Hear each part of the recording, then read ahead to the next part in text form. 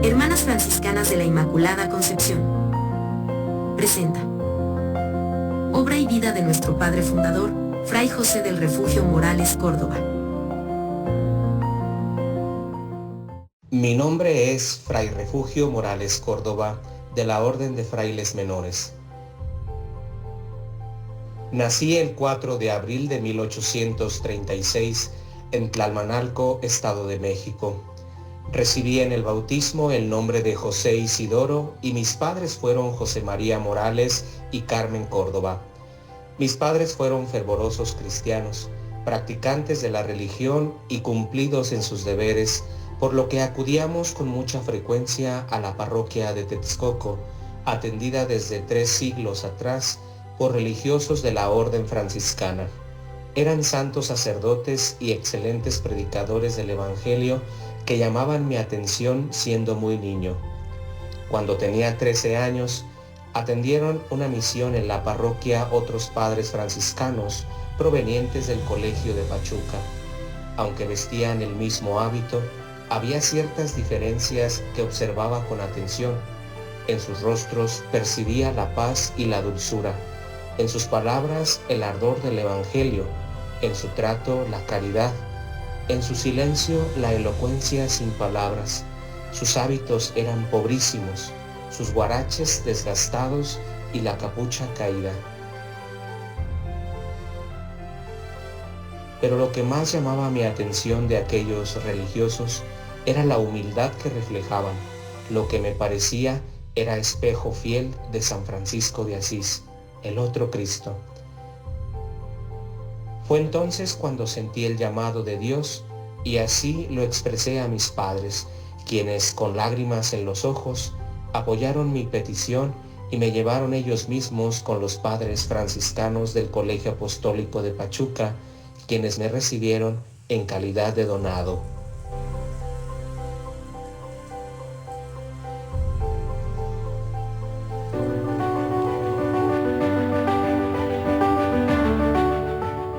Al día siguiente comenzó mi formación y la convivencia con los misioneros apostólicos de Propaganda Fide y pude constatar que la primera impresión de aquellos padres franciscanos era real. Eran hombres hechos oración, pero también acción apostólica. Se preparaban en el silencio y la intimidad con Dios para llevar a los pobres el Evangelio vivo. Vivían con mucha austeridad, teniendo solo lo necesario. El ayuno, la mortificación y la penitencia eran prácticas cotidianas, así como la instrucción y el trabajo con sus propias manos. Cada día me convencía más de ser religioso franciscano, siguiendo las huellas de aquellos misioneros amantes de Jesucristo, de la Virgen María y de San Francisco de Asís.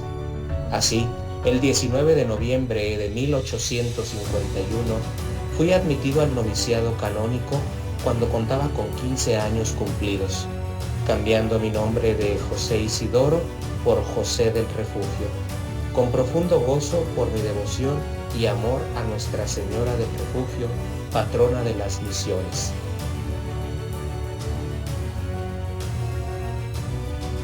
El 16 de mayo de 1852, profesé los votos solemnes o perpetuos con el firme propósito de consagrarme hasta la muerte.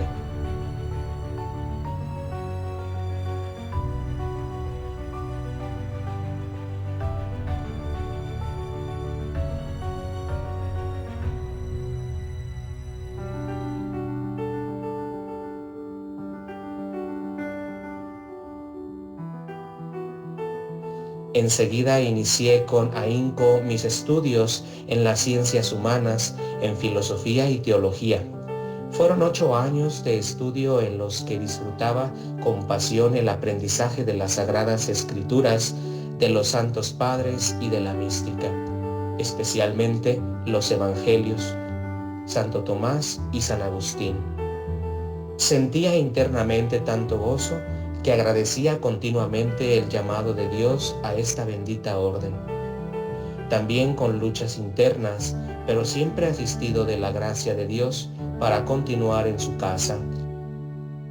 Aunque se avecinaban negras nubes que arreciarían la tormenta, pero después dejarían la calma.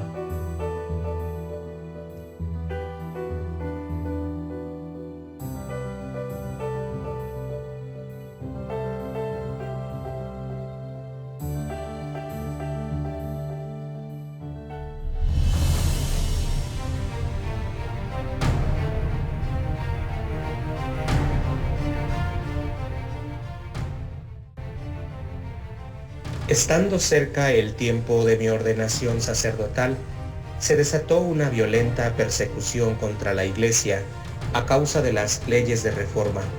El inicio fue la exclaustración acaecida el 1 de agosto de 1859 contra los religiosos del Colegio Apostólico de Guadalupe, Zacatecas. La angustia y el temor se apoderó de nosotros, pero también la fe y la esperanza de que, así como los primeros cristianos fueron perseguidos para dar testimonio, también nosotros debíamos actuar para conservar el tesoro de la palabra y de los sacramentos que llevamos en vasijas de barro. Fue el 26 de mayo de 1860 cuando llegó la exclaustración al Colegio Apostólico de Pachuca, llevándose presos a nuestros superiores, el padre Palomar y el padre Escárcega. Los demás religiosos, en el lapso concedido para abandonar nuestro convento, fuimos destinados a las parroquias más seguras de la Ciudad de México. Pero antes tuvo lugar el día más importante de mi vida. Estando a unos meses de concluir la teología, mis superiores decidieron adelantarme la ordenación sacerdotal junto con mi compañero Fray Luis Islas. Fue el 8 de julio de 1860, cuando lleno de júbilo entre sentimientos de amor y gratitud, fui ordenado sacerdote y al día siguiente la primera misa, en la que, no teniendo más que ofrecer al Señor por su elección, hice voto de pertenecer todo a Jesucristo, todo mi ser consagrado a Él, sin reservas, sin pretextos, sin límites, sin cuidados, sin negaciones. Todo de Jesucristo. Pocos días después fui enviado como capellán al Templo de la Encarnación del Divino Verbo, en el centro de la Ciudad de México, para atender el culto divino. La iglesia pertenecía al majestuoso convento de las monjas concepcionistas, quienes habían sido exclaustradas, pero el templo gozaba de tal actividad pastoral y reconocimiento que siguió abierto al público. Ahí permanecí 34 años, desde 1860 hasta 1894. Aquí trabajé incansablemente en el santo ministerio, especialmente en la atención a diversos grupos parroquiales, al confesionario y a la dirección espiritual. Recuerdo que el templo permanecía abierto todo el día y la gente acudía a mí en busca de algún consuelo, tanto personas de alta como de baja condición. Atendí diversos grupos terciarios de la Orden Franciscana, de la Orden del Carmen y de la Orden Servita, así como la celebración eucarística y la confesión todos los días. La muerte no tiene ya poder sobre él. Su muerte fue un morir al pecado de una vez para siempre, mas su vida es un vivir para Dios. Así también, considérense vosotros que estáis muertos al pecado, pero que viváis para Dios en unión con Cristo Jesús.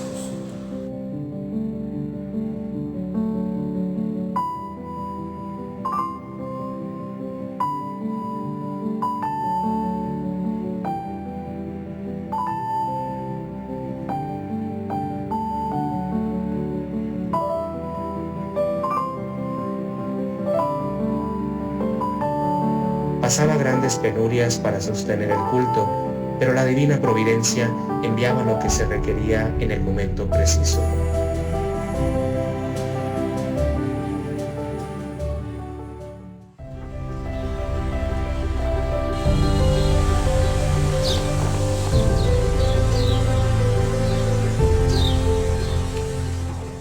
De toda la labor pastoral que realicé en el Templo de la Encarnación, hay una de especial atención, porque supe que sería fecunda y que se extendería como la simiente que germina y da fruto abundante. Se trata de mis amadas hijas del corazón de María, que empecé a congregar y formar con ese fin desde 1873, convocándolas 3 veces por semana para pláticas, cada 8 días para retiro y cada mes para confesión y dirección espiritual. Ellas, Dolores Vázquez, Manuela Méndez y María de Jesús, eran las más idóneas por su sólida virtud, entendimiento y caridad, que serían los cimientos de la obra de Dios. Viendo que las 3 eran ejemplo de oración y de virtud, con un alma para Dios y un cuerpo para la comunidad, en 1874 les impuse el hábito de terciarias franciscanas, considerando con ese acto canónico la fundación del instituto. Ellas tomaron los nombres de Sor María de la Luz de Cristo Crucificado, Sor Juana de San Felipe Neri y Sor María del Refugio de la Preciosa Sangre. Nombré superiora a Dolores por sus dotes naturales de liderazgo, orientada siempre por la gracia de Dios. Al año siguiente, en 1875, profesaron los votos de pobreza, castidad, obediencia, clausura y caridad. Recuerdo sus rostros llenos de júbilo y de unción por saberse esposas de Jesucristo.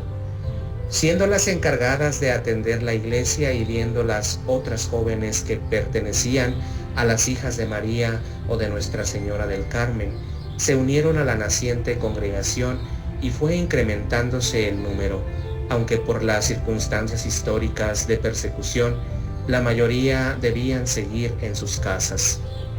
Para mí, eran las plantitas que florecen, como lo fue Santa Clara para San Francisco. Las llamaba mis cándidas azucenas, el alcázar del gran Rey de la Gloria, un paraíso anticipado, en donde se preparan para preparar la viña del Señor, destrozada por los animales del desierto. Cada una trabajaba por ser imagen perfecta de nuestro Señor Jesucristo.